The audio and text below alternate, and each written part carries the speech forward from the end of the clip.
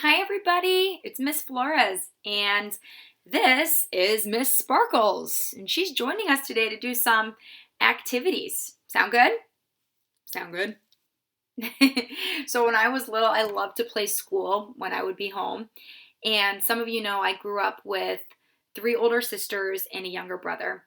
And when we would play school, my older sisters would always say, "Oh, Allison, you can be the student and we'll be the teachers." And I always wanted to be the teacher too. And eventually I made my brother be the student, but then he would get bored and want to play outside. So I had to make my favorite stuffed animals be my students.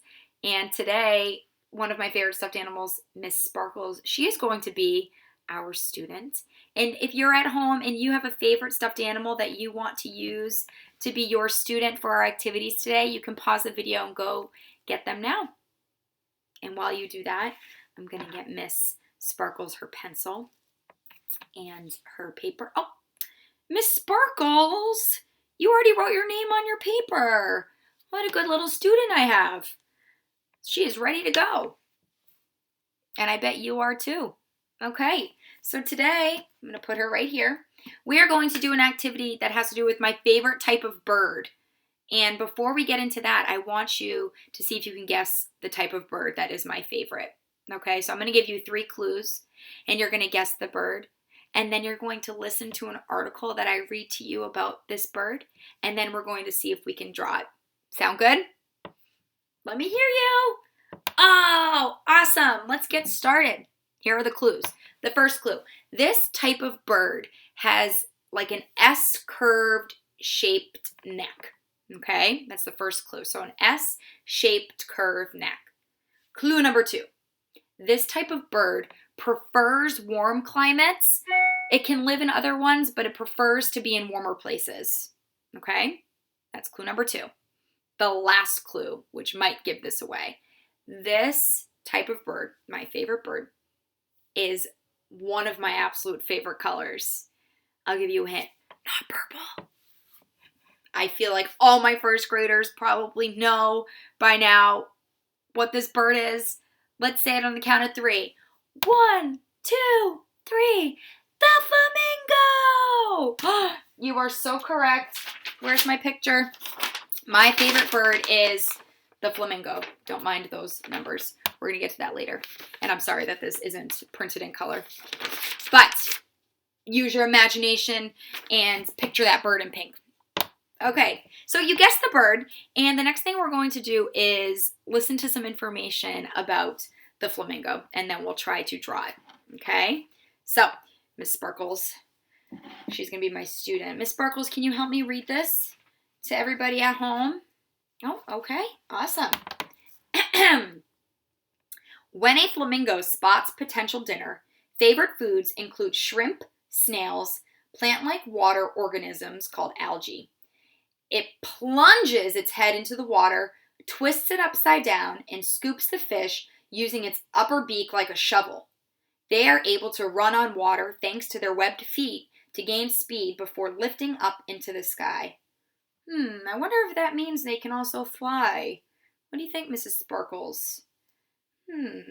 I bet it does. Wow, they're versatile, these birds. Flamingos build nests that look like little mounds of mud along waterways.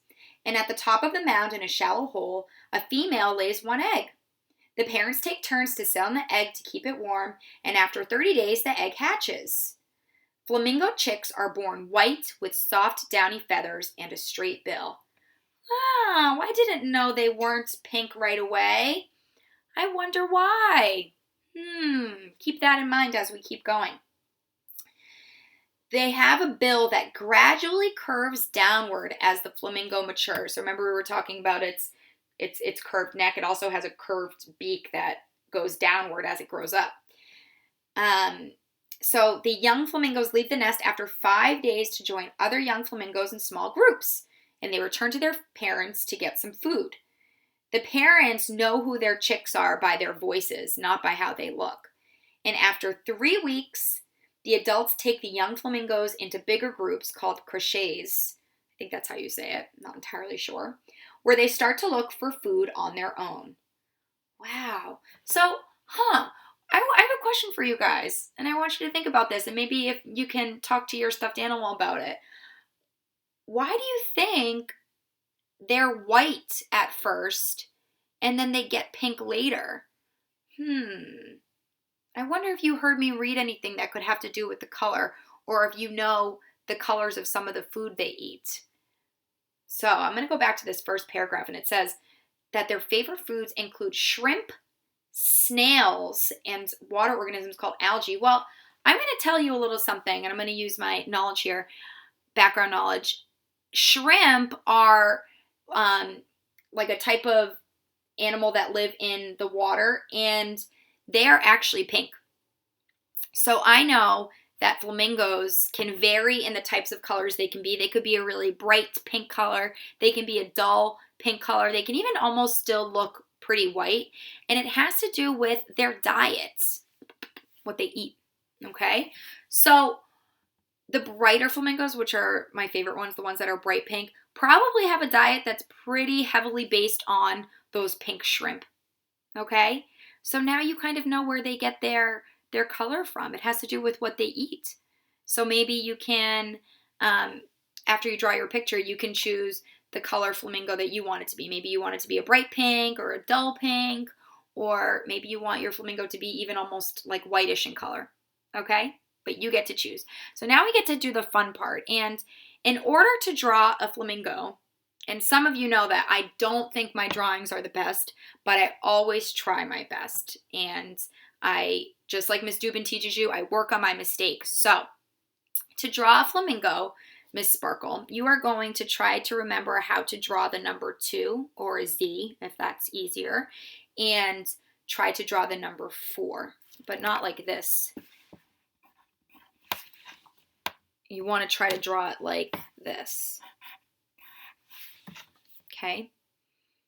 So before we get started, my friends, you will need something to draw on and something to draw with, and coloring materials if you have them. So a piece of paper, it could be even a napkin, a pencil, a pen, anything to draw on.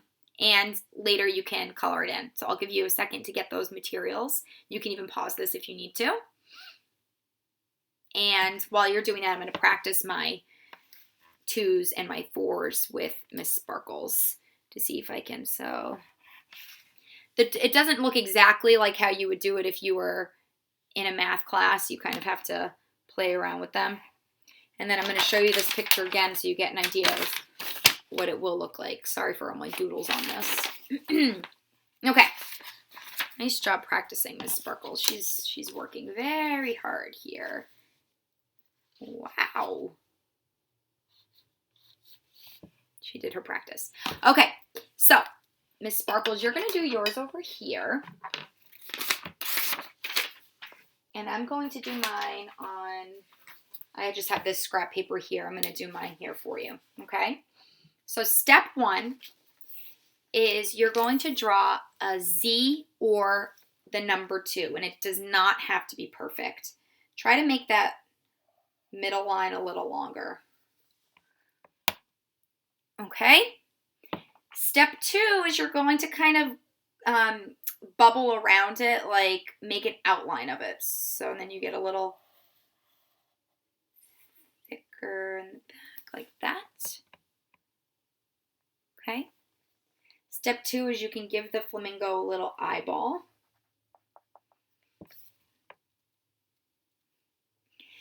And then you're going to draw the number 4 for its legs. You can give it its curved beak.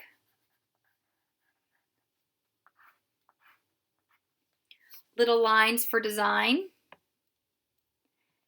And there you have your flamingo. Look at that. Miss Sparkle, how did you do here? Let's see. Oh, she wants a little help.